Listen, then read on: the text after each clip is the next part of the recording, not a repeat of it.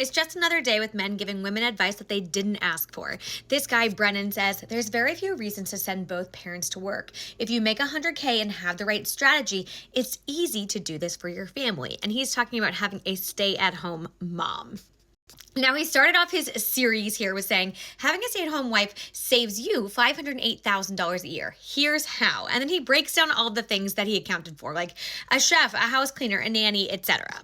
And here's the thing. I think a stay-at-home mom's job is incredibly difficult and incredibly valuable. We should put a monetary value on it, and we should probably compensate women for doing that work. And I say women because the majority of stay-at-home parents are women. But this guy knows what he's doing. You should see the comments on this video. But he's done this before. He's made a lot of posts about how much a stay-at-home wife can save you. He's not talking about a stay-at-home parent. He's saying wife and he's saying mom intentionally because in our society, we assume that women will do this. But then he goes on to say this, because that's what really matters, spending time with our kids while they're still young, and that's worth so much more than a little extra cash. The TLDR here is that he thinks women should stay at home. Women should stay home and do the number one job they were made to do, which is raise kids. Plus, they couldn't possibly earn enough in the workforce to outweigh the cost of outsourcing all of the things that they do. And you know he doesn't want to participate in it because he's working. So he wants her to do all of that work, right? And he's not going to pay to outsource it. And not for nothing, he's clearly very, very disconnected from the realities of the average family that can't simply just prioritize their way out of having expenses that require two incomes.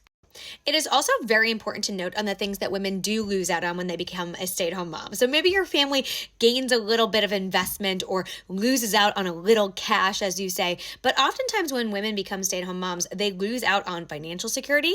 They lose out on career advancement opportunities if they want to go back to the workforce. They lose out on retirement and benefits. They lose out on a community and oftentimes time for themselves or an identity outside of being a wife and a mother.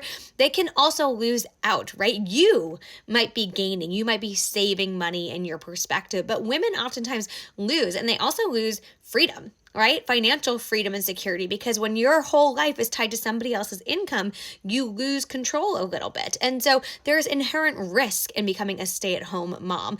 And I'm not saying it's a bad choice by any means. I support anyone who wants to be a stay-at-home mom. But this man is making it seem like, hey, this is a no-brainer. If you stay at home, your family will save money, and it's the best thing you can do for your kids. But if it was, then why aren't more dads doing it? Why aren't more dads seeing the value in staying home and doing that work?